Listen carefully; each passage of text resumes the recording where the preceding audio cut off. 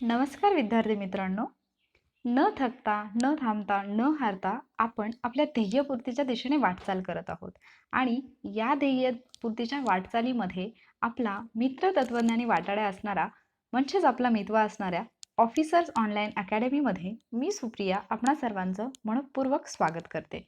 आज आपण संयुक्त पूर्वपरीक्षा गट ब 2018 या एक्झाममध्ये आयोगाने इतिहास विषयावरती जे 15 प्रश्न विचारलेले आहेत त्या 15 प्रश्नांचं विश्लेषण पाहणार आहोत. एक गोष्ट लक्षात ठेवा की रोज रात्री 9 वाजता तुम्ही मला लाईव्ह पाहू शकता. माझे लाईव्ह लेक्चर तुम्ही अटेंड करू शकता रोज रात्री 9 वाजता, जिथे आपण आयोगाने आत्तापर्यंत विचारलेल्या प्रश्नांचं विश्लेषण पाहत आहोत. अगदी स्पष्टीकरणासह मुद्देनिहाय स्पष्टीकरण इथे तुम्हाला मी देत आहे. सो हे लेक्चर्स तुम्ही अटेंड करायला विसरू नका. आणि त्याचबरोबर आणखी एक गोष्ट मला तुम्हाला सांगायची होती, ती म्हणजे ज्यावेळेला लेक्चरमध्ये मी तुम्हाला काही प्रश्न विचारत आहे किंवा एखादा प्रश्न तुमच्या स्क्रीनवरती डिस्प्ले होत आहे, तेव्हा त्या प्रश्नाचं उत्तर तुम्ही कमेंट बॉक्समध्ये देण्याचा प्रयत्न करा. त्याचं रिझन हे आहे की जर तुम्ही कमेंट बॉक्समध्ये उत्तरं दिली तर मलाही कळेल की तुमचा अभ्यास किती झालेला आहे. आणि जर समजा तुमची उत्तरं चुकत असतील तर मला हेही कळेल की तुम्हाला एक्झॅक्टली कोणत्या प्रकारच्या गायडन्सची आवश्यकता आहे. आणि त्या पद्धतीने मी माझे लेक्चर्ससुद्धा फ्रेम करू शकते. त्यामुळे तुम्ही उत्तर देण्याचं टाळू नका. आणि दुसरी एक गोष्ट म्हणजे की जर तुम्ही आन्सर दिलं, तुमचं आन्सर बरोबर आलं तर चांगलीच गोष्ट आहे. आणि जरी तुमचं आन्सर चुकलं तरीसुद्धा चांगली गोष्ट आहे. त्याचं रिझन म्हणजे तुम्ही इथे चुकलात ना तर त्याच्यासाठी तुम्हाला कोणीही कसली पनिशमेंट नाही करणार. पण जर समजा तुम्ही आयोगामध्ये चुकलात तर तिथे तुमचं 1 वर्ष वाया जाऊ शकतं. फक्त एका मार्क्ससाठी तुम्हाला पुन्हा 1 वर्षाचा वाढीव अभ्यास करावा लागू शकतो. त्यापेक्षा बेटर आहे की जर चुकायचं असेल तर इथेच चुका आणि इथेच तुमच्या चुकासुद्धा दुरुस्त करून टाका. आणि दुसरी एक महत्त्वाची गोष्ट म्हणजे ज्यावेळेला तुम्ही असं उत्तर देता आणि ते तुमचं चुकतं आणि तिथे जर तुम्हाला कोणीतरी करेक्ट केलं तर ते तुम्ही लाईफ टाईम विसरत नाही. म्हणजे इथे एखाद्या प्रश्नाचं उत्तर तुमचं चुकलं समजा, तर तुम्हाला नंतर तो प्रश्न आयोगामध्ये आला तर तिथे तुमचं उत्तर चुकणार नाही. त्यामुळे जेवढे स्टुडंट लाईव्ह आहेत त्यांनी प्लीज कमेंट बॉक्समध्ये आन्सर देताना अजिबात कंजूसी करू नका, कारण तिथे तुम्हाला कसलेही पैसे लागणार नाहीत. ओके. सो आज आपण इतिहास या विषयाचे 15 प्रश्न घेणार आहोत. आजच्या लेक्चरला आपण सुरुवात करूया. पहिला प्रश्न आहे, कालानुक्रमे रचना करा. इथे काही घटना दिलेल्या आहेत आणि त्यांची आपल्याला कालानुक्रमे रचना. ए, दुसरी गोलमेज परिषद. बी, नेहरू अहवाल. सी, गांधी आयर्विन करार. आणि डी, जातीय निवाडा. तर इतिहासाचा अभ्यास करताना बऱ्याच मुलांना ज्यांना इतिहास आवडत नाही त्याच्या पाठीमागचं मेन रिझन असतं की इतिहास म्हटलं की सणावळ्या पाठ कराव्या लागतात किंवा मग वर्ष सगळी लक्षात ठेवायची आणि मग तो डोक्यामध्ये खूप सगळा गोंधळ होऊन जातो, असं एक म्हणजे जनरली वाटतं विद्यार्थ्यांना. आणि त्यामुळे मग ते थोडंसं इतिहासाकडे दुर्लक्ष करतात. पण इतिहासामधील वर्ष किंवा सणावळ्या पाठ न करताही तुम्ही इतिहासाचा खूप चांगल्या पद्धतीने अभ्यास करू शकता. कसा, ते तुम्हाला वॉरियर ऑफिसर या यूट्यूब चॅनलवरती पाहायला मिळेल. सो तुम्ही त्या चॅनलला नक्की सबस्क्राईब करा. ओके. तिथे आपण एक हिस्ट्रीची लेक्चर सिरीज सुरू करतोय, जिथे तुम्ही घटना कालानुक्रमे कशा लक्षात ठेवायच्या हे खूप सोप्या पद्धतीने शिकणार आहात. तर इथे ज्या 4 घटना दिलेल्या आहेत त्या आपल्याला कालानुक्रमे लावायच्या आहेत. तर जर तुम्ही कालावधी पाहिला तर दुसरी गोलमेज परिषद जी होती ती सप्टेंबर 1931 ते डिसेंबर 1931 या कालावधीमध्ये पार पडलेली होती. त्यानंतर नेहरू अहवाल जो होता तो 1928ला मोतीलाल नेहरू यांनी तयार केलेला होता.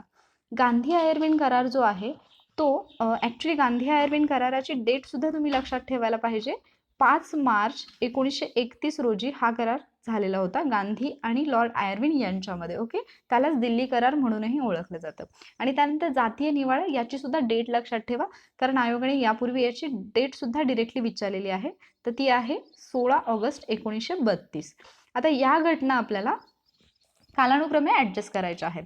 आता हे ॲडजस्ट करताना लक्षात घ्या की जर समजा तुम्ही थोडाफार जरी हिस्ट्रीचा अभ्यास केला असेल तरी तुम्हाला हे माहीत असेल की पहिली जी गोलमेज परिषद झाली त्या गोलमेज परिषदेला काँग्रेसचा एकही प्रतिनिधी हजर नव्हता.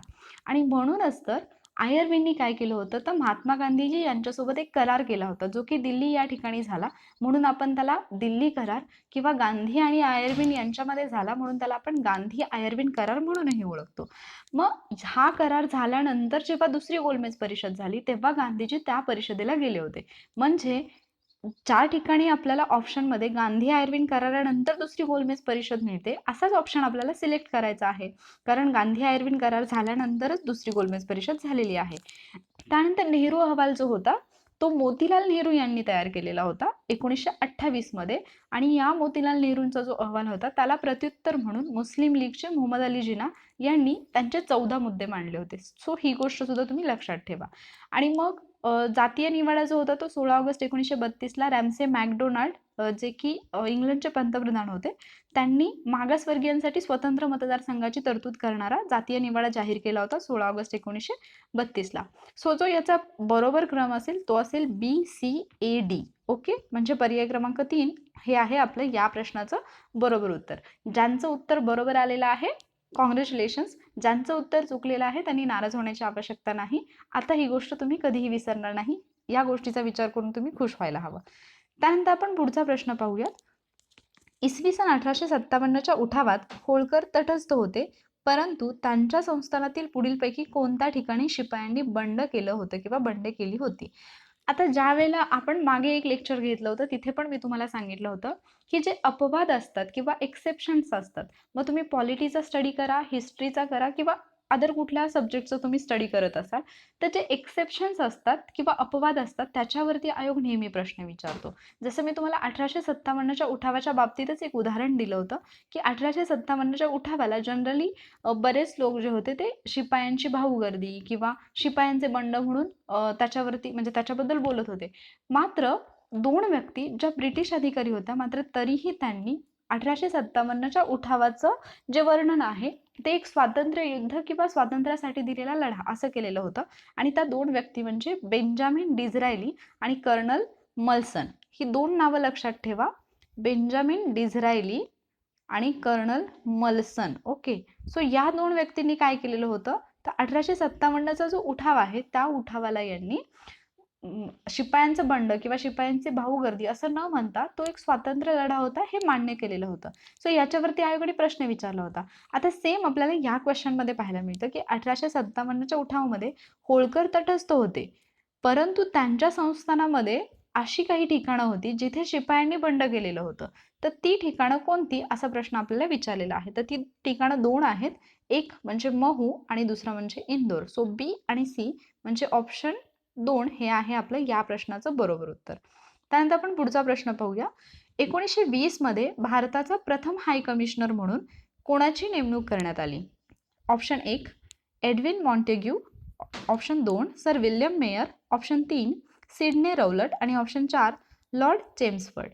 आता जर तुम्हाला 1920चा कालावधी जर माहीत असेल तर म्हणजे जनरली जर तुम्हाला हे आठवतच नसेल तर तुम्हाला एक ॲक्ट माहीत असेल जो 1919ला आलेला, ज्याला आपण मॉन्टेग्यू चेम्सफर्ड कायदा असं म्हणतो.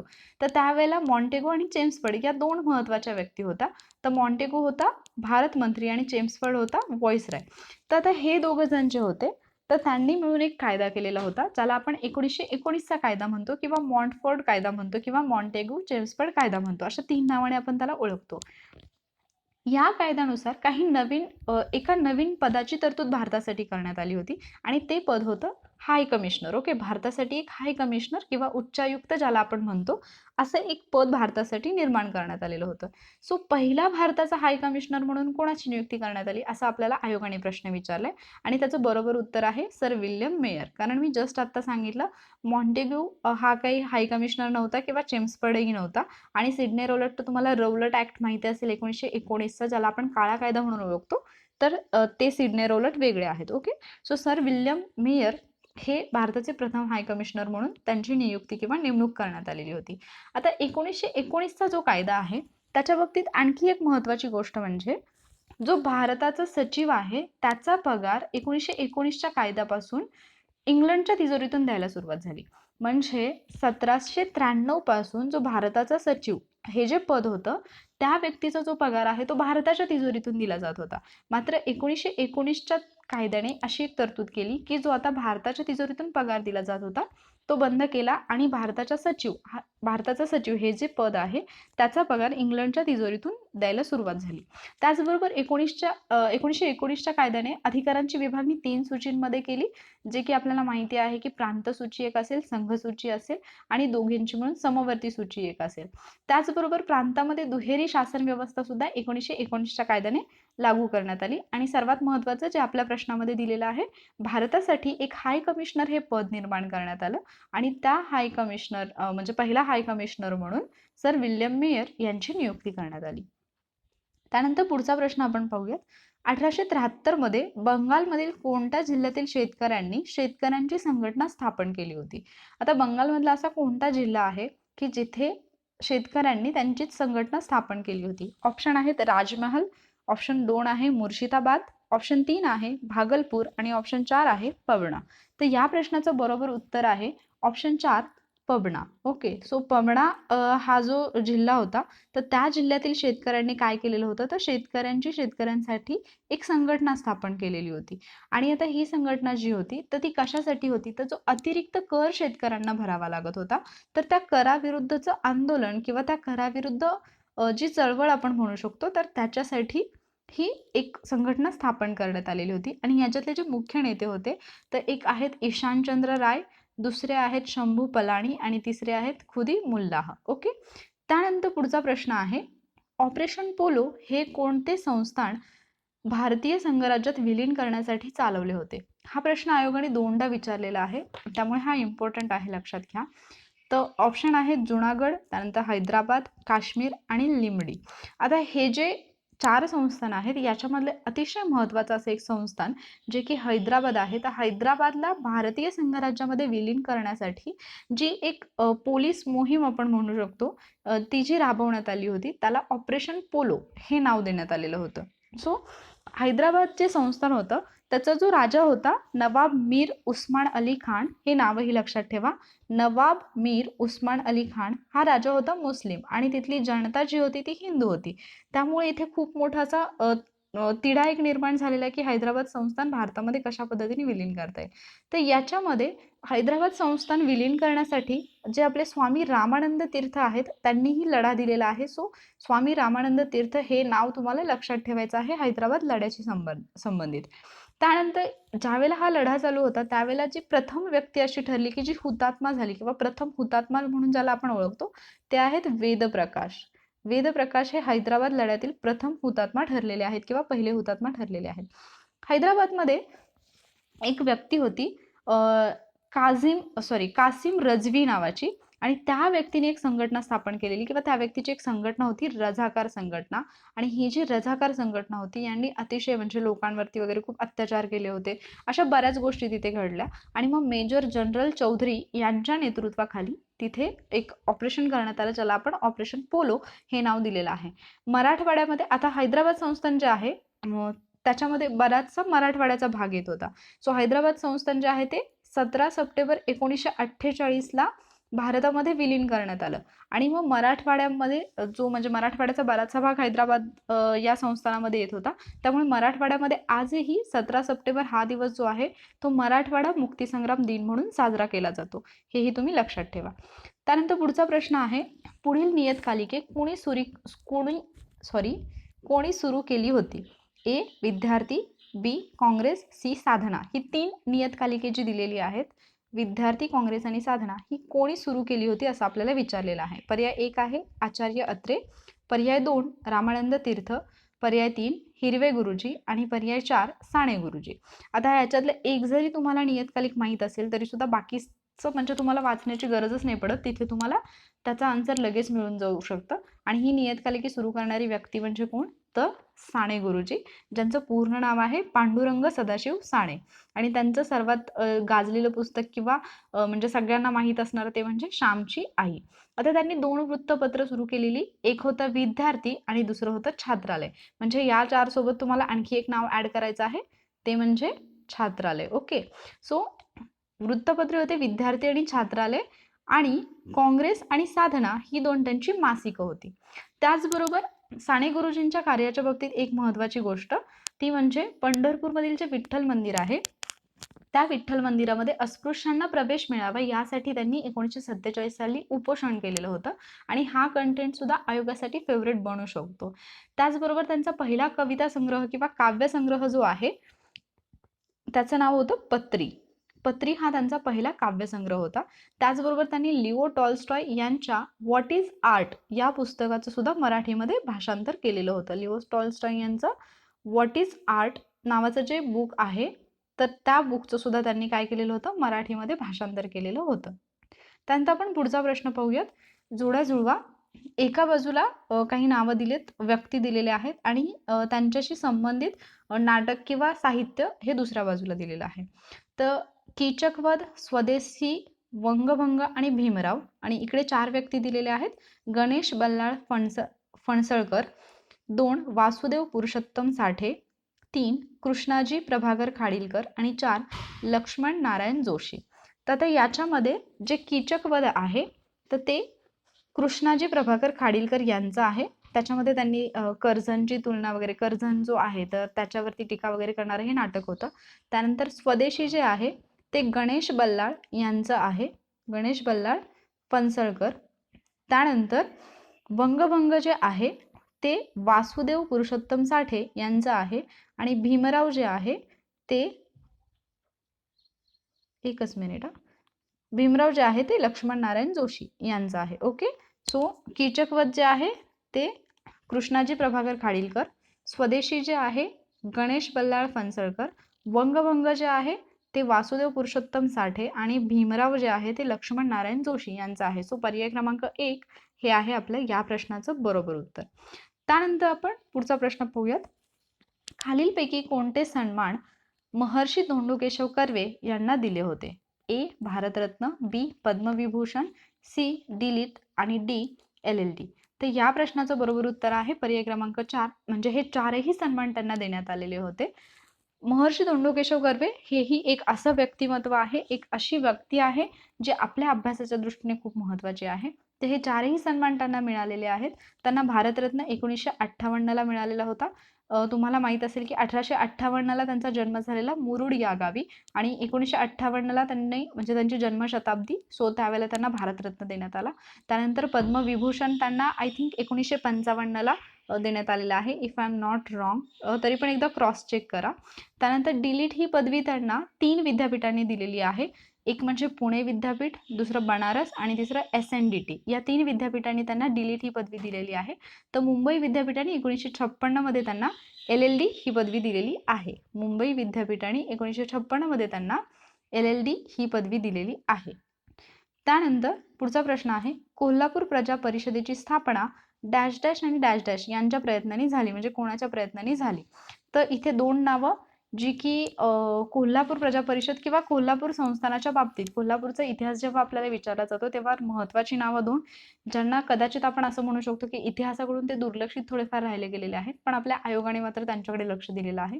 आणि ती 2 नावं म्हणजे एक माधवराव बागल, ज्यांना भाई माधवराव बागल म्हणतात, आणि दुसरं म्हणजे रत्नाप्पा कुंभार. त्याचबरोबर यांच्यासोबत दिनकर देसाई नावाच्या एका व्यक्तीचाही समावेश होता. अशा लोकांनी मिळून हे कोल्हापूर प्रजा परिषद स्थापन केलेली होती. तर हे भाई माधवराव बागल जे होते ते चित्रकार होते आणि ते चित्र वगैरे खूप छान काढत होते. पण जेव्हा गांधीजींशी त्यांची भेट झाली तेव्हा गांधीजींनी त्यांना सांगितलं की तुम्ही जे चित्रकला तुमची आहे तर त्याचा तुम्ही या आपल्या जो जनचळवळ आहे तर याच्यामध्ये तुम्ही स्वातंत्र्य चळवळीमध्ये तुम्ही त्या चित्रकलेचा काहीतरी फायदा करा किंवा लोकांना प्रेरणा देतील अशी चित्र तुम्ही काढा, आणि त्याच्यामुळे मग ते नंतर या चळवळीमध्ये उतरले होते. त्यानंतर पुढचा प्रश्न आहे. कृष्णाजी प्रभाकर खाडीलकर कोणाचे अनुयायी झाले? म्हणजे आता झाले याचा अर्थ काय असेल की अगोदर ती व्यक्ती दुसऱ्या कोणाची तरी अनुयायी असेल आणि नंतर कोणाची तरी झाली. ओके. सो मगाशी आपण एका प्रश्नामध्ये पाहिलं कृष्णाजी प्रभाकर खाडीलकर यांनी कीचकवध हे एक नाटक लिहिलेलं होतं. सो कृष्णाजी प्रभाकर खाडीलकर यांच्यावरती आपल्याला 2 प्रश्न पाहायला मिळाले. ओके. सो कीचकवध हे त्यांचं नाटक होतं ज्याच्यामध्ये त्यांनी लॉर्ड कर्झनवरती टीका वगैरे केलेली होती. तर हे जे खाडीलकर होते ते सुरुवातीपासूनच टिळकांचे अनुयायी होते. ओके. म्हणजे जे आपले लोकमान्य टिळक आहेत त्यांचे ते अनुयायी होते. मात्र 1920ला टिळकांचा मृत्यू झाला. आता टिळकांच्या मृत्यूची डेट जी आहे ती तुम्ही कमेंट बॉक्समध्ये पटकन मेन्शन करा. बाळ गंगाधर टिळक हे जे आहेत आपले तर त्यांचा मृत्यू 1920ला झाला आणि मग त्यानंतर कृष्णाजी प्रभाकर खाडीलकर जे आहेत ते महात्मा गांधी यांचे अनुयायी झाले. त्यामुळे आपल्या या प्रश्नाचं बरोबर उत्तर आहे पर्याय क्रमांक 3. त्यानंतर पुढचा प्रश्न आहे. विष्णुबुवा ब्रह्मचारी आणि मिशनरी यांच्यातील वाद कोणत्या पुस्तकामध्ये आढळतो?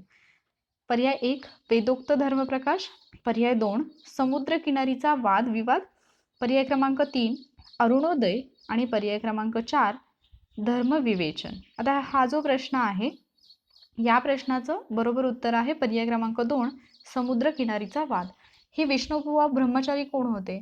तर त्यांचं पूर्ण नाव आहे विष्णू भिकाजी गोखले. नाव लक्षात ठेवा, विष्णू भिकाजी गोखले. त्यांनी भावार्थ सिंधू, बोधसागर आणि वेदोक्त धर्मप्रकाश हे त्यांचं साहित्य आहे. मुंबईच्या किनारी काय व्हायचं म्हणजे समुद्राच्या किनारी दर गुरुवारी हे विष्णुबुवा ब्रह्मचारी जे आहेत ते आणि ख्रिस्ती मिशनरी यांच्यामध्ये वादविवाद जो असायचा तो चालायचा. कुठे?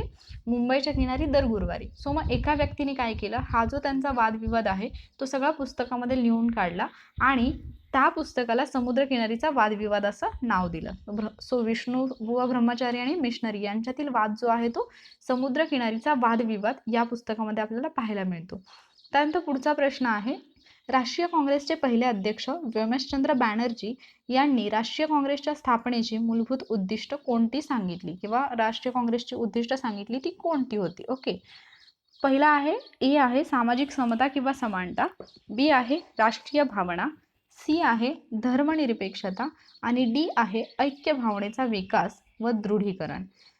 खाली पर्यायी उत्तरे दिलेली आहेत, ए आणि सी फक्त, ए आणि डी फक्त, बी आणि डी फक्त, ए बी सी फक्त. आता हा जो प्रश्न आहे तो आयोगाने अगोदर मेन्सला विचारलेला प्रश्न आहे आणि तुम्हाला अभ्यास करतानाही याच पद्धतीने करायचा आहे. मी तर तुम्हाला खरंच सजेस्ट करते की तुम्ही राज्यसेवा मेन्स त्याचबरोबर आपली कंबाईंड म्हणजे PSI STI ASO या तिन्हीच्या मेन्सचे आत्तापर्यंतचे जे क्वेश्चन्स आहेत ना ते क्वेश्चन तुम्ही खूप छान प्रिपेअर करा, कारण तुम्हाला खूप सगळे क्वेश्चन जे आयोगाने मेन्सला विचारलेले आहेत तेच पुढच्या वर्षी प्रीला रिपीट केलेले तुम्हाला पाहायला मिळतील. त्यामुळे जर तुमचा मेन्सचा अभ्यास व्यवस्थित असेल ना तर प्री तुम्ही म्हणजे अगदी सहजपणे काढू शकता. आणि आपल्याकडची मुलं सगळ्यात मोठी लाईफमध्ये चूक कोणती करतात माहिती आहे की 2-2 वर्ष 3-3 वर्ष ते फक्त प्रीचाच अभ्यास करतात, जेव्हा की प्री फक्त क्वालिफाईंग नेचरची एक्झाम आहे. तिथे तुम्हाला फक्त मेरिटमध्ये बसायचं असतं. तिथे तुम्हाला असा स्कोर नसतो आणायचा की म्हणजे प्रीमध्ये तुम्हाला समजा कट ऑफ लागला 45चा आणि तुमचे मार्क्स आहे 70 तर तुम्ही लगेच राज्यामध्ये प्रथम वगैरे येत नसता. तुम्हाला फक्त प्रीमध्ये जरी समजा तुम्हाला 45 मार्क्स असतील आणि 45चा कट ऑफ लागला तरी सुद्धा तुम्ही इन होता. तुम्हाला कुठे एक्झॅक्टली तुमची स्पर्धा कुठे आहे तर ती आहे मेन्समध्ये. आणि आपल्याकडची मुलं सगळ्यात मोठी चूक हीच करतात की ते मेन्सचा अभ्यासच करत नाहीत. आणि जी मुलं अगोदर मेन्सचा अभ्यास करतात, प्रीचा अभ्यास म्हणजे व्यवस्थित ज्यावेळेला ते पूर्ण प्री आणि मेन्सला कोणते घटक सेम आहेत, कोणते टॉपिक सेम आहेत, कोणते सब्जेक्ट सेम आहेत याचं व्यवस्थित टॅली करून जे अभ्यास करतात ना ते खूप लवकर त्यांची पोस्ट मिळवतात. सो तुम्ही ज्यावेळेला अभ्यास करत असाल ना त्यावेळेला ही काळजी नक्कीच घ्या की तुमचा अभ्यास जो आहे तो प्री आणि मेन्स या दोन्ही एक्झामसाठी तुम्हाला फायदेशीर राहील. आता जो आपला प्रश्न आहे त्या प्रश्नाकडे आपण येऊयात. या प्रश्नाचं जे बरोबर उत्तर आहे ते आहे पर्याय क्रमांक 2 बी आणि डी बरोबर. म्हणजे काय तर राष्ट्रीय भावना आणि ऐक्य भावनेचा विकास व दृढीकरण या गोष्टींचा त्यांनी किंवा ही राष्ट्रीय काँग्रेसच्या स्थापनेची मूलभूत उद्दिष्ट जी आहेत ती व्योमेशचंद्र बॅनर्जी यांनी सांगितलेली होती. तर राष्ट्रीय काँग्रेसची जी स्थापना आहे ती 1885ला झालेली होती. तिचं पहिलं अधिवेशन कुठे झालं, कुठे नियोजित होतं आणि कुठे झालं हे तुम्ही कमेंट बॉक्समध्ये सांगणार आहात. राष्ट्रीय काँग्रेसवरती आपण 2019च्या पेपरमध्येही काही प्रश्न पाहिले होते आणि 2018मध्येही याच्यावरती प्रश्न आलेले आहेत. त्यामुळे तुमच्या लक्षात येईल की राष्ट्रीय काँग्रेस हा घटक एक्झामच्या दृष्टीने किती महत्त्वाचा आहे. वॉरियर ऑफिसरवरती आजच याच्यावरती राष्ट्रीय काँग्रेस या घटकावरती लेक्चर आलेला आहे. सो ते तुम्ही पाहून घेऊ शकता. त्यानंतर पुढचा प्रश्न आपण पाहूयात. कलकत्त्यात सुप्रीम कोर्टाची स्थापना कोणत्या कायद्याने करण्यात आली? पर्याय क्रमांक 1 1773चा रेग्युलेटिंग ॲक्ट, पर्याय क्रमांक 2 1784चा पिट्स इंडिया ॲक्ट, पर्याय क्रमांक 3 1793चा सनदी कायदा आणि पर्याय क्रमांक 4 1813चा सनदी कायदा. आता असे प्रश्न ना खूप सगळे येऊ शकतात आपल्याला. त्यामुळे असे प्रश्न सोडवताना जे कायदे आहेत तर इथे जे दिलेले कायदे आहेत ते कायदे तुम्ही लक्षातच ठेवा. म्हणजे 1773चा रेग्युलेटिंग ॲक्ट महत्त्वाचा आहे, 1793चा आहे, 1784चा आहे आणि 1813चा आहे. आपलं जे प्रश्नाचं बरोबर उत्तर आहे ते आहे 1773चा रेग्युलेटिंग ॲक्ट म्हणजे पर्याय क्रमांक 1. यानुसार कलकत्त्याला सुप्रीम कोर्टाची स्थापना करण्यात आली. मगाशी जे आपण पाहिलं 1793 हे वर्ष का महत्त्वाचं आहे किंवा हा कायदा आपल्यासाठी का महत्त्वाचा आहे तर 1793 पासूनच आपण मगाशी पाहिलं होतं की जे भारतासाठी जो भारताचा सचिव जो होता त्याचा पगार जो आहे तो भारताच्या तिजोरीतून द्यायला सुरुवात झाली होती. केव्हापासून? 1793 पासून. आणि मग नंतर तो इंग्लंडच्या तिजोरीतून केव्हापासून द्यायला लागले तर जो आपण 1919चा मॉन्टेगू चेम्सफोर्ड कायदा पाहिला तेव्हापासून मग काय झालं की जो भारताचा सचिव आहे त्याचा पगार इंग्लंडच्या तिजोरीतून द्यायला सुरुवात केली आणि त्याचबरोबर 1919च्या कायद्याने भारतासाठी हाय कमिशनर हे पदही निर्माण केलेलं होतं. त्यानंतर 1784चा पिट्स इंडिया ऍक्ट हाही खूप महत्त्वाचा आहे, त्यामुळे तोही तुम्ही करा. आणि 1813चा सनदी कायदा तोही महत्त्वाचा आहे. कारण काही कायदे आहेत ज्यांनी जो ईस्ट इंडिया कंपनी होती तर तिचा भारताशी व्यापार करण्याचा एकाधिकार जो होता तो काढून घेतलेला होता. काही कायद्यांनी फक्त चीनशी व्यापाराचा एकाधिकार ठेवला होता, काहींनी फक्त चहाच्या व्यापाराचा ठेवला होता. सो असे कायदे जे आहेत ते मस्तपैकी एक टेबलर फॉर्ममध्ये करून ठेवायचे आणि त्या पद्धतीने जर तुम्ही अभ्यास केला तर तो तुम्हाला सोपाही जाईल, तुम्हाला अवघडही नाही वाटणार. ओके. सो जो 1773चा रेग्युलेटिंग ऍक्ट होता त्या ऍक्टनुसार 1774ला कलकत्ता या ठिकाणी सुप्रीम कोर्टची स्थापना करण्यात आली आणि या सुप्रीम कोर्टचे जे पहिले जज होते त्यांचं नाव होतं Sir Elijah Impey. Sir Elijah Impey हे होते कलकत्त्याच्या सुप्रीम कोर्टचे पहिले जज. सो हे नावही तुम्ही लक्षात ठेवा.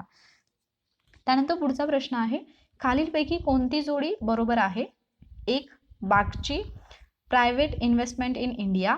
2. S Gopal, emergency of Indian nationalism.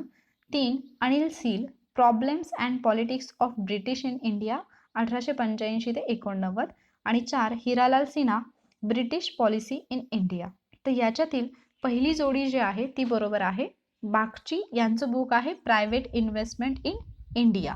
तर पुढच्या ज्या जोड्या आहेत त्याच्यामध्ये काय चुकीचं आहे, तर एस गोपाल यांचं जे पुस्तक आहे ते आहे ब्रिटिश पॉलिसी इन इंडिया. म्हणजे इथे फक्त आपल्याला इंटरचेंज करून दिलेली आहेत. ओके. त्यानंतर अनिल सील यांचं जे पुस्तक आहे ते आहे इमर्जन्सी ऑफ इंडियन नॅशनलिझम. आणि हिरालाल सिन्हा जे आहेत त्यांचं पुस्तक आहे problems and politics of British in India 1885 to 1889. Okay.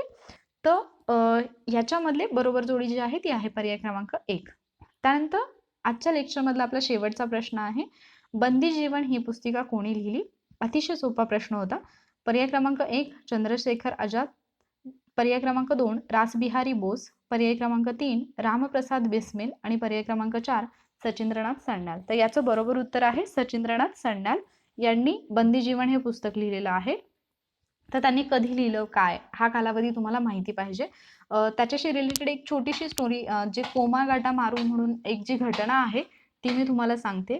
कोमागाटा मारू जे जहाज होतं तर हे एक जपानी जहाज होतं आणि हे एका भारतीय कॉन्ट्रॅक्टरनी, आय थिंक त्याचं नाव गुरदीप सिंह असं काहीतरी होतं, त्यांनी ते भाड्याने घेतलेलं होतं. आणि ज्या वेळेला म्हणजे भारतीयांना प्रवेश वगैरे नाकारला जात होता तर अशा वेळेला ह्यांनी ते ते जहाज जे आहे ते घेऊन प्रवास केलेला होता आणि नंतर मग त्यांना अडवण्यात आलं, पुन्हा पाठवण्यात आलं आणि मग कलकत्त्यातल्या बजबज या ठिकाणी त्यांची पोलिसांसोबत जी चकमक झाली त्याच्यामध्ये खूप सगळे प्रवासी जे आहेत ते मारले गेले होते. तर ही एक कोमागाटा मारू ही एक महत्त्वाची घटना होती.